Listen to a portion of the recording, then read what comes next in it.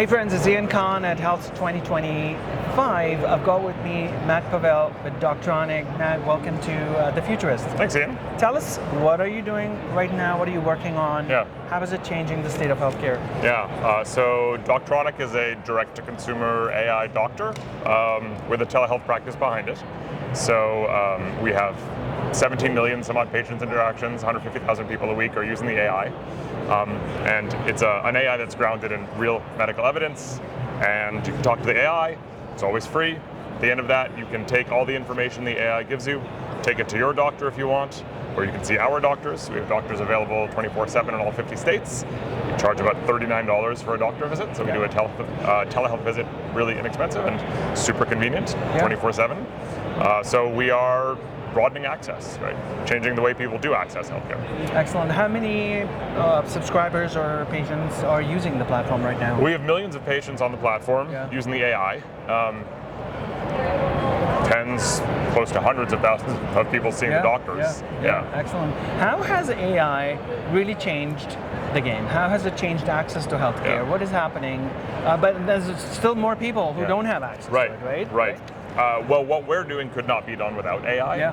So we have taken a bunch of these existing foundational models and made them accurate, right? We have a 99.2% treatment alignment with what the AI suggests the patient needs for treatment and what our actual doctors, who then see those patients, agree on, right? So hyper-aligned, but the AI does the work of the best chief resident in the world. That's what our doctors say. So it does all the information gathering, kind of says these are maybe the diagnoses and these are probably the treatment plans that would go with that diagnosis. And here's a doctor's note, and it passes the whole thing to our doctor. So our doctors are able to be really efficient in seeing patients, but they're also able to care for the patients, right? So as opposed to a typical doctor's visit where the doctor's going to ask you all of those questions and gather all the information and then think about things, our doctor gets to just look at all that information that is passed to them that the AI has already taken and think about it and then have a meaningful conversation with the patient.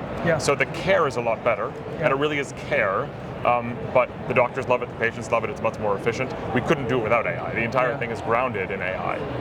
So let's go through maybe a typical example of what could happen, right? I understand. I want to simplify it. Of course.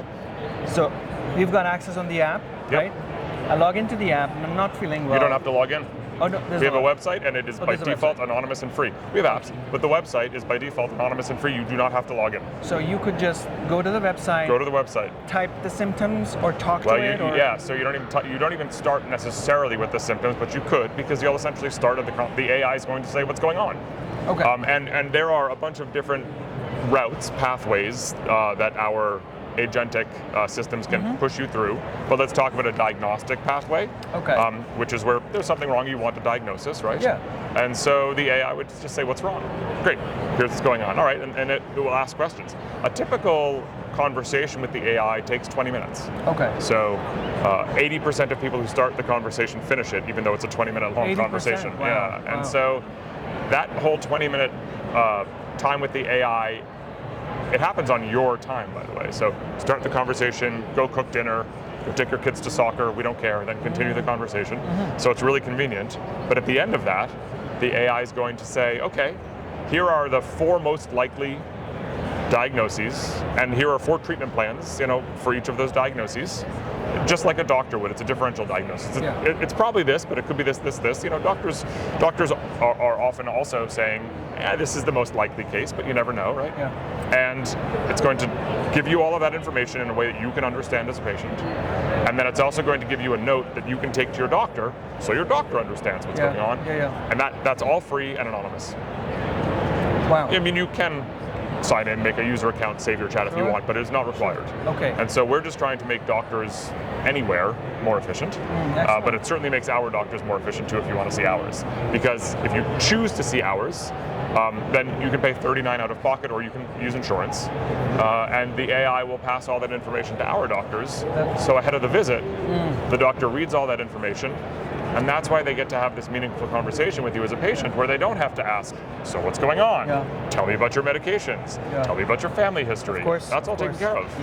And that's, I think, the advantage of offloading some of the cumbersome, time-consuming work that just needs to be done. Somebody needs to write it with their hand. That is now automated. Fully automated. you know, Right. that process so much Right. more easier. Yeah. You know, I'm having multiple conversations, and we're hearing a lot here at the conference as well. You know, education of doctors and how long they take to get into the system. There's a doctor shortage. Right. There's all of that happening. Right. The question is, and it's a future focus, Yeah. like 10, 20 years from now. Yeah. 20 is such a long time. Right. Will we have doctors still performing the same role, being the last final signature on a treatment? And it depends on the treatment. Let's say there's a huge difference between having a common cold. I talk to the system and say, hey, I'm sneezing, and I feel warm, and the system somehow says, Yeah. well, it looks like you have a fever, Yeah. right? And being, hey, I'm depressed, I'm not feeling mentally well, and this conversation is happening for a week or 2 weeks or 3 weeks. Different types of interventions Yeah. needed. How do you think the role of the doctor is changing in the future? It's a great question. Right? I think that there are 20 years from now, a lot of things that doctors currently do that they don't want to do that AI can do. For example, I have high cholesterol, I'm on a statin, I need to get it renewed every 3 months, Yep. and I need to get a blood test once a year and see my cardiologist. That once a year, see my cardiologist, has to be in person with a doctor. For sure, I don't think AI is ever going to take that. But those every 3 months, that renewing the prescription where I'm texting with my doctor's PA or my doctor themselves, and it's, you know, a lengthy process, it's asynchronous, it's a couple of days of back and forth. I feel like within 20 years an AI can probably do that safely. Yeah. Take that away from kind of the sort of responsibilities that doctors have that they don't want to have, right? No doctor goes to med school to say, I want to renew prescriptions, Yeah. right? But starting that prescription, that's a doctor thing for sure.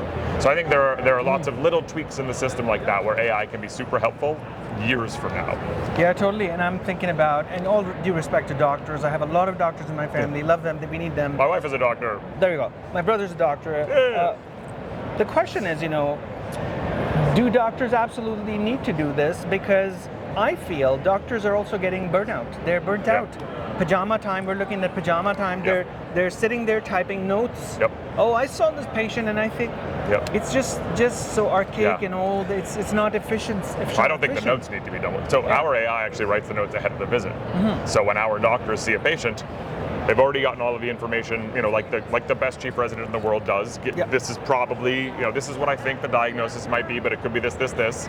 Here's what I think the treatment plan would be, but it could be this, this, and this, and it's hyper accurate. So the doctors get all that as kind of a, you know, a helping hand. But our AI also writes the doctor's note Yeah. ahead of time.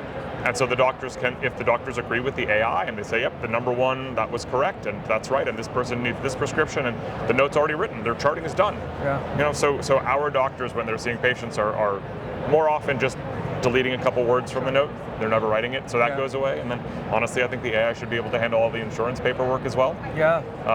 Because I mean, the doctor burnout it's just the paperwork. Like, doctors love treating patients. That's why they're Exactly, doctors. exactly. But what they don't want to do is chart all Sunday, like my mother-in-law, who's also a doctor, does. She sees patients Monday through Friday, and Sunday she has to catch up. Yeah. It's crazy. I know. But thank you so much. We really appreciate Yeah, it. it was so fun, Ian. Last question. What do you want to happen over the next 5 years? What would hey, it's a dream come true if we were able to achieve that particular thing.